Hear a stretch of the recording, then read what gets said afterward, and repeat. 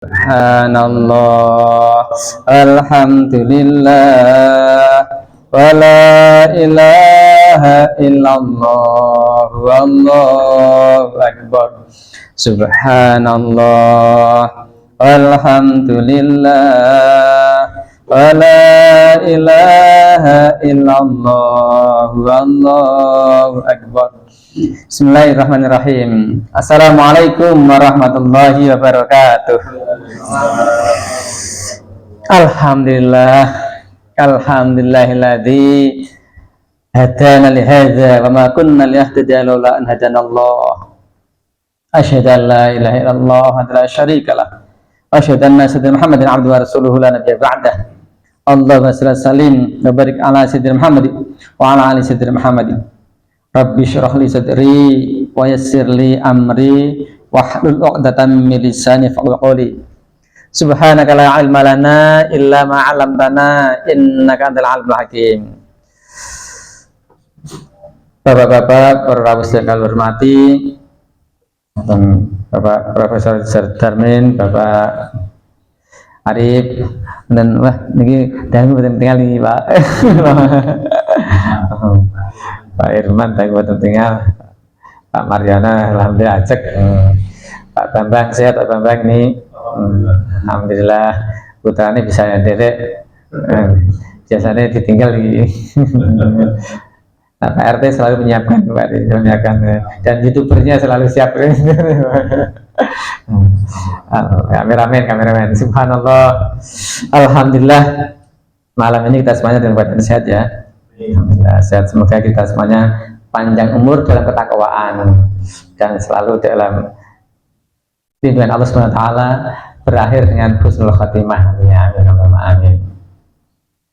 Bapak-bapak yang saya hormati, Allah Subhanahu wa taala menyampaikan, berfirman dalam sebuah ayat, a'udzubillahi minasyaitonir rajim, tilkad darul akhiratu naj'aluha lilladina la yuridu 'uluwan fil ardi wala fasada wal 'aqibatu lil muttaqin. Niki ayat saking Al-Qur'an surah Al-Qasas ayat 83 ini berkenaan dengan bab 32, yaitu al-babusani wasalasuna, bab sing kaping 3 kali fi fadilatit tawadhu'i, keutamaan andap asor, fadilah tawadhu atau rendah hati. Ayat yang berkaitan ini ada tilkad dar akhirah, negeri akhirat ini. Negeri akhirat itu yang diharapkan ada surga, negeri akhirat, karena ada dua negeri akhirat itu, adanya surga dan neraka. Naj'aluha lilladzina, kami jadikan untuk orang-orang yang la yuriduna 'uluwan, yang tidak ingin menyombongkan diri, tidak ingin berbuat yang berlebih-lebihan, berbuat kerusakan, uluwan gumedi memang, fil ardi, di bumi, wala fasadan, dan tidak pula membuat kerusakan di muka bumi ini, wal aqibatu lil muttaqin, dan akibat itu kesudahan, dampak akhirnya nanti lil muttaqin, tentunya membawa kebaikan bagi orang-orang yang bertakwa. Dampak baiknya bagi orang yang bertakwa. Al-Qasas ayat 83 yang berakhir dengan orang apa? Berakhir dengan kebaikan, kesudahan yang baik adalah orang-orang yang bertakwa saja. Wa manjaa, barang siapa yang datang bisayyiati bil hasanati, dengan membawa kebaikan, falahu khairun minha, baginya pahala yang jauh lebih baik daripada kebaikannya itu. Pahalanya jauh lebih baik daripada kebaikan yang pernah dilakukan itu. Wa man jaa'a bisayyi'ati, dan barang siapa yang datang dengan keburukan, membawa keburukan, membawa kejahatan, membawa hal yang tidak baik di dunia ini, maka fala yujzal ladina amilu sayyi'ati, tidaklah diberi pembalasan pada orang-orang yang telah mengerjakan kejahatan itu, melainkan yang seimbang, kejahatan seimbang, illa makanu ya'malun, dengan apa yang ia dahulu kerjakan. Ini salah satu bukti bahwa Allah itu Al-Halim, Maha Penyantun, santun sekali, dan Maha Rahim, penyayang sekali pada hambanya.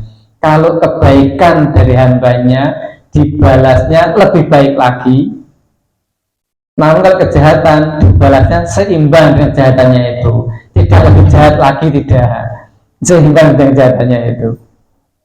Dan Allah yang As-Sabur, Maha Sabar ini tidak buru-buru membalas kejahatan hambanya, masih ditunggu taubatnya, tidak buru-buru membalas kejahatan yang dilakukan oleh hamba-hambanya, ditunggu taubatnya. Kalau sudah taubat, ya diterima oleh Allah taubatnya.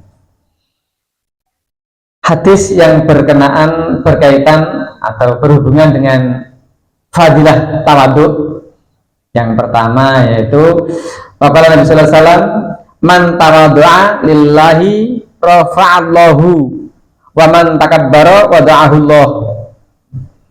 Sabda Nabi Sallallahu Alaihi Wasallam, barang siapa yang tawadhu, man tawadhu'a, siapa yang berlaku tawadhu, rendah hati, bertawadhu itu rendah hati, merendahkan diri pada Allah, maka rafa'ahullah, Allah akan mengangkat derajatnya di dunia dan akhirat nanti. Wa man takabbara, dan siapa yang sombong, wada'ahullah, maka Allah akan merendahkannya. Hadis riwayat Imam Ibnu Mandah dan Imam Abu Nuaim. Ini apa? Ya Allah, tawadhu ini memang agak berat untuk dilakukan bagi orang-orang yang merasa memiliki kelebihan. Manusia ini diharapkan untuk bisa bertawadhu, rendah hati pada Allah, dan tadarruk, juga merendahkan diri di hadapan sama manusia. Rendahkan hatilah, maksudnya tidak merendahkan diri dengan cara yang tidak baik, tapi merendahkan hati kita di hadapan Allah dan di hadapan sesama manusia, sehingga tidak muncul sedikit pun rasa takabur atau sombong atau merasa lebih dibandingkan yang lainnya. Karena sekecil apapun kesombongan itu di hati menyebabkan surga menolak kehadirannya. Yang kedua, ma min adami illa fi ra'sihi silsilatun fis sama'i as-sabi'ah wa silsilatun fil ardi as-sabi'ah, fa idza tawadda'a rafa'ahu Allah bis silsilati ila sama'is sabi'ah, wa idza jabbara wada'ahu Allah bis silsilati ila al-ardi sabi'ah. Ma min adami, tidak ada manusia, anak cucunya Adam, illa fi ra'sihi, kecuali di kepalanya itu ada silsilatani, dua rantai, silsilatun fisama'i sabi'ah, rantai yang satu menghubungkan ke langit 7, wasilsilatun fil ardi sabi'ah, dan rantai berikutnya menghubungkan ke bumi 7. Lapis 7. Faida tawaddo'a. Jika ia tawaddu, rafa'ahullahu bisilsilati ila sama'i sab'ah. Maka Allah akan mengangkatnya dengan rantai itu ke langit yang ketujuh, ke langit 7. Wa idza tajabbara wada'ahullahu bisilsilati ilal ardi sab'ah. Dan jika ia sombong, maka Allah akan merendahkannya dengan rantai ke bumi lapis 7 yang serendah-rendahnya, di bawah bumi serendah-rendahnya. Ini surga yang ke-7 berarti yang paling tinggi, surga sangat tinggi lah. Atau yang serendah-rendahnya adalah neraka yang paling rendah, paling dalam, yaitu jahanam paling rendah sendiri. Neraka yang terdalam, terendah. Jadi rantai yang menghubungkan dari kepala ini berarti otak kita ini ada hal yang bisa menghubungkan kita ke surga dan hal-hal yang menghubungkan kita ke neraka. Jika diliputi dengan hawa nafsu, maka rantai akan menggeret kepada jurang neraka 7 yang paling bawah, yang mendasar. Dan jika kita bisa menangkan hati nurani, hati yang selamat, mengalahkan nafsu yang kurang baik, maka rantai akan menghubungkan ke jannah, surga di lapisan yang ke-7 yang ketinggi sana, surga yang tinggi. Artinya kita diharapkan untuk bisa bertawadhu, berendah hati terhadap Allah maupun terhadap sesama makhluk Allah. Di bertawadhu. Susah.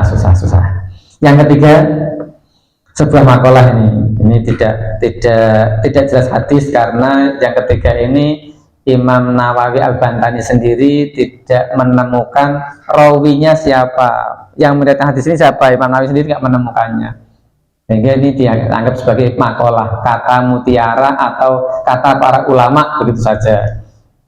Kalau dianggap hadis, ini hadis maudhu atau hadis dhaif, nggak tahu, karena tidak ditemukan rawinya siapa, periwayatnya. Yang ketiga ini, idza ra'aitumul mutawaddi'ina fatawadda'u lahum wa idza ra'aitumul mutakabbirina fatakabbaru 'alaihim.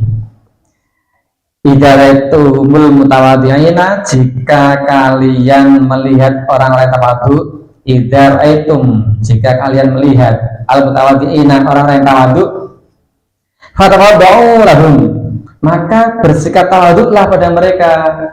Kita jumpai orang tawadhu, ikutilah tawadhu seperti mereka. Wa idza ra'aitum, dan jika kalian melihat al-mutakabbirin, orang yang sombong, fatakabbaru 'alaihim, maka sombonglah pada mereka.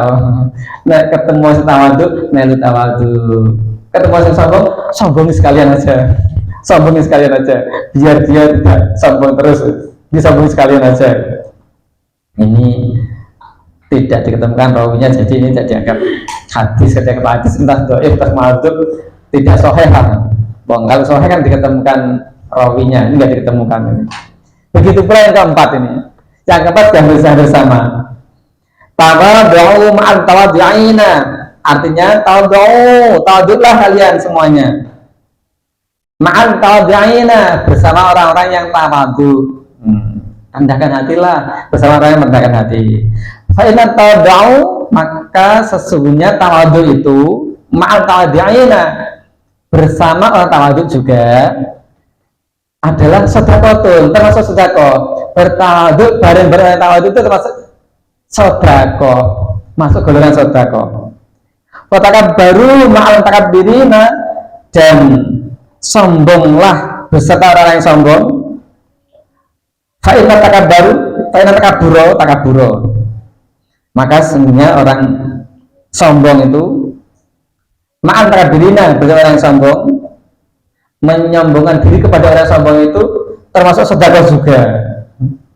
Menyombongkan diri kepada orang yang sombong itu artinya dengan tujuan untuk menjatuhkan kesombongannya, itu termasuk sedekah.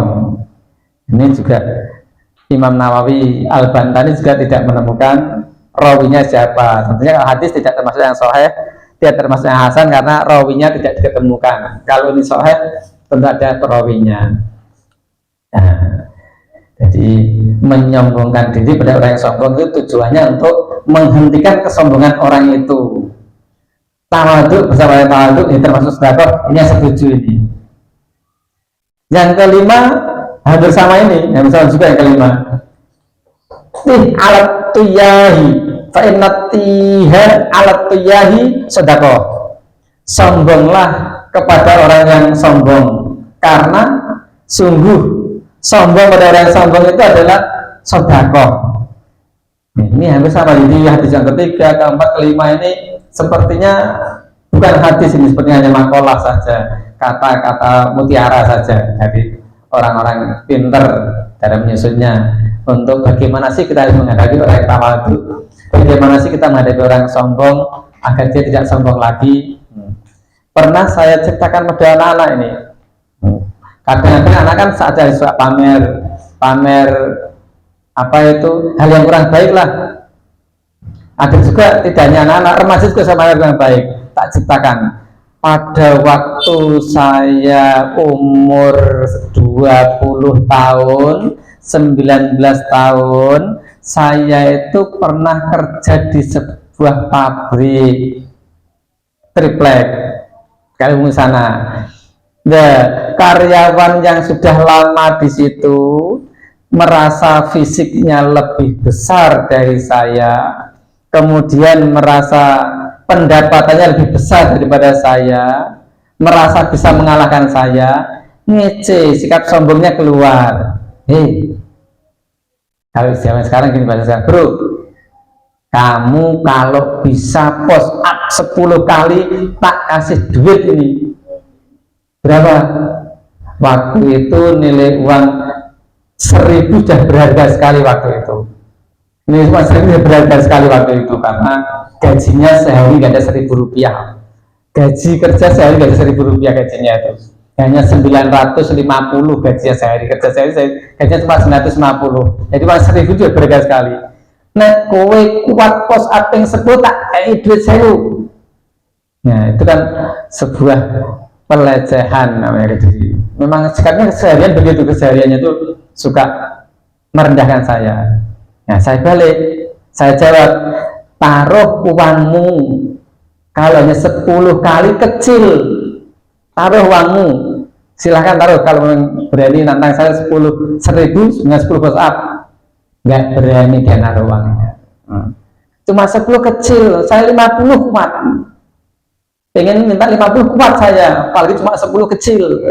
Saya bilang gitu. Jadi nggak berani. Begitu pula kadang-kadang anak-anak itu suka di kelas ini bersiul-siul gitu. Siul pakai siul. Ini pelajaran nggak bersiul, toh bukan pelajarannya bersiul, nggak bersiul. Bersiul kalau hanya mulut mencucu monyong gitu, gampang, kecil.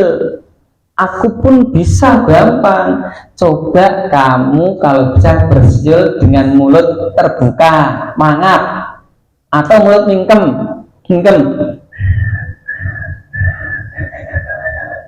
Pak Yulis bisa bersiul dan mingkem, bisa mangap juga bisa. Coba kamu lakukan, bisa enggak? Terus saat itu mulai berhenti karena pamer siul cuma cucu gampang, kecil. Cobalah siul yang mingkem atau mangap, bisa enggak? Enggak bisa toh, maka enggak usah pamer siul di kelas, siulnya di luar, di lapangan sana. Begitu contoh menyombongkan diri pada yang sombong agar jatuh kesombongannya, itu maksudnya. Kadang-kadang juga ada orang-orang yang tidak dalam rangka mencari nafkah, tujuannya dalam rangka memamerkan kehebatan saja di depan orang-orang begitu, dengan main sulap, dengan memamerkan itu, dengan agak merendahkan yang lainnya, itu contoh kesombongan. Disombongi genti, balasnya sombongannya lebih biar dia tidak sombong lagi, nggak pamer lagi, nggak sombong lagi. Kalau cuma sulap model gitu, kecil, gampang. Saya bisa lebih dari itu. Lebih dari itu bisa. Main bola api saya bisa. Makan kaca beling saya bisa. praktek kan boleh, saya bisa. Kalau cuma kayak gitu gampang, itu hal yang mudah, tidak usah pamerkan ke saya gampang, mudah itu. Nah, itu cara membalas kesombongan orang dengan lebih sombong lagi biar dia jatuh dan tidak melakukan kesombongan itu lagi, seperti itu. Baik, saya hormati, berikutnya adalah ra'sut tawadu'an ayyad tadi'a bisalami alaman naqiyahu minal muslimina fil majalis. Artinya ra'sut tawadu'i, pimpinan, kepala atau pangkal dari tawadu, rendah hati, ayyad tadi'a bisalam, itu dimulai dengan salam. Alaman laqiyahu, kepada orang muslim yang ditemui di majelis-majelis. Jadi kalau ketemu orang salam duluan, itu melatih diri untuk tawadhu. Kita ketemu orang salam duluan, disi salam, itu melatih untuk tawadhu. Fil majalis, majelis salam. Kadang-kadang saya untuk menjatuhkan nafsu saya, mengulangi kesombongan saya, kadang-kadang saya berusaha bagaimana supaya saya itu tidak jadi imam. Biasanya itu makmum, silahkan imami yang lain, begitu. Itu usaha saya untuk menjatuhkan nafsu saya, bukan untuk yang lain, agar nafsu saya tidak terlalu sombong, sok bisa, sok pinter, sok pengen ke depan, enggak. Jadi tujuannya saya mengajar nafsu saya agar saya itu bisa punya rasa rendah, begitu. Sehingga kadang-kadang seringkali saya mempersilahkan di sekolah, di mana seringkali mempersilahkan orang lain untuk maju, silahkan, saya tak makmum saja. Itu saat saya sedang menjatuhkan, menginjak nafsu saya agar tidak muncul kesombongan di hati ini, agar belajar tawadhu, belajar tawadhu, begitu caranya. Belajar menginjak nafsu agar tidak muncul kesombongan. Tujuannya begitu. Yang berikutnya at-tawadhu ma'anitu syaraf. Tawadhu itu tempat kembalinya kemuliaan, berpulangnya kembali kemuliaan dengan tawadhu, agar kemuliaan itu Allah kembalikan padanya. Kalau dengan sombong nanti kan Allah tidak senang dari murka, sebagaimana yang Allah berikan kemurkaannya kepada Fir'aun, kepada Qarun. Fir'aun menyombongkan kepangkatannya dan umur panjang serta kesehatannya. Qarun yang menyombongkan harta bendanya, tidak mau menafkahkan di jalan Allah, tidak menasarkan di jalan Allah, sehingga Allah murka pada Fir'aun dan Qarun itu. Nah, ini agar Allah mengembalikan kemuliaan, maka dengan tawadhu lah agar Allah mengembalikan kemuliaan, dimuliakan oleh Allah SWT. Bukti takwa dengan tawadhu. Gitu. Yang berikutnya al-karamut taqwa wasyarafut tawadhu wal yaqinul hina. Yang ke-8 ini al-karamut taqwa, kemuliaan adalah takwa. Dengan takwa orang dimuliakan. Wasyarafu at-tawadhu, kemuliaan itu tawadhu. Ada yang dimuliakan Allah dengan ketawaduan. Wal yaqinul hina, dan keyakinan itulah kekayaan, yakin yang mantap, iman yang kuat, itulah kekayaan hati, kekayaan kita. Mudah-mudahan kita semuanya tetap dalam iman pada Allah SWT. Harapan kita kan pada Allah yang membolak-balikkan hati. Jangan sampai hati ini tersesat di balik yang enggak baik lah, kemudian ditunjukkan ke dalam hal yang benar. Pengennya umur panjang dalam ketakwaan, iman selalu melekat di hati. Jangan sampai Allah mengambil dulu iman, baru diambil nyawanya. Kalau bisa kan saat nyawa diambil, iman tetap melekat di hati kita. Jangan sampai kedahuluan iman, udah kecabut duluan, hilang iman, baru nyawa diambil. Naudzubillah min dzalik. Kalau ketahuan iman hilang, baru nyawa diambil, itu yang ya Allah paling membahayakan itu. Maka doanya selalu sabit qalbi adinik wa ta'atik, yang qalbal qulub wahidat, yang membolak-balikkan hati. Sabit qalbi, tetapkan dalam hatiku iman ini, ala dinika, atas agamamu, wa ta'atika, dan taat padamu ya Allah. Iman selalu tertancap dalam hati yang kuat. Jangan sampai iman itu lepas sebelum nyawa ini lepas. Dahulukan nyawa sebelum imannya, jangan sampai imannya lepas lah. Yang berikutnya, yang ke-9, kullu dhi ni'matin mahsudun sahibuha illa tawadhu'. Kullu dhi ni'matin, setiap orang yang memiliki nikmat, mahsudun sahibuha, akan dihasuti, kecuali illa tawadhu', kecuali ketawaduan. Nikmat-nikmat yang Allah titipkan kepada kita ini menimbulkan berbagai macam fitnahan. Kadang orang lain jadi hasut, iri, dengki muncul dari orang lain melihat kenikmatan titipan-titipan Allah pada kita ini. Kecuali ketawaduan, orang tidak pernah iri dengan ketawaduan seseorang, tidak pernah hasut, dengki melihat tawaduknya seseorang. Kalau melihat kekayaan seseorang, orang kadang iri, kadang dengki, kadang hasut. Kalau melihat ilmu seseorang yang tinggi, orang kadang iri, kadang hasut, kadang dengki. Tapi tawaduk seseorang, tidak ada yang iri, nggak ada yang dengki, nggak ada yang hasut dengan ketawaduan seseorang.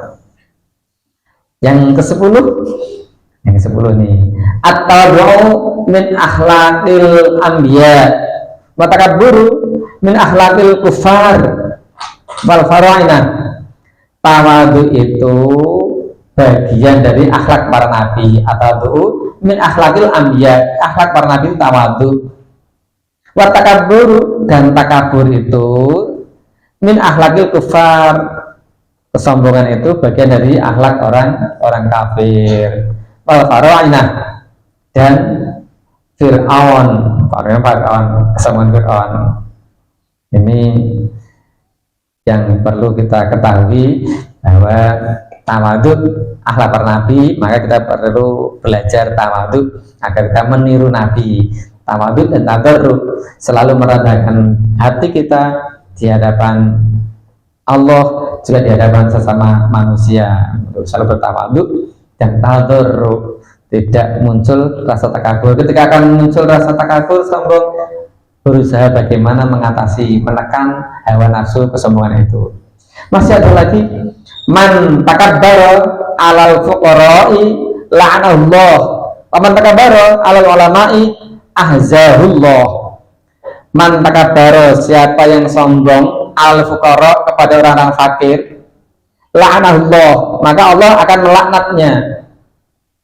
Wa man takabbara, dan siapa yang bersombong, takabur, alal ulama, pada para ulama, ahzahullah, maka Allah akan menghinakannya.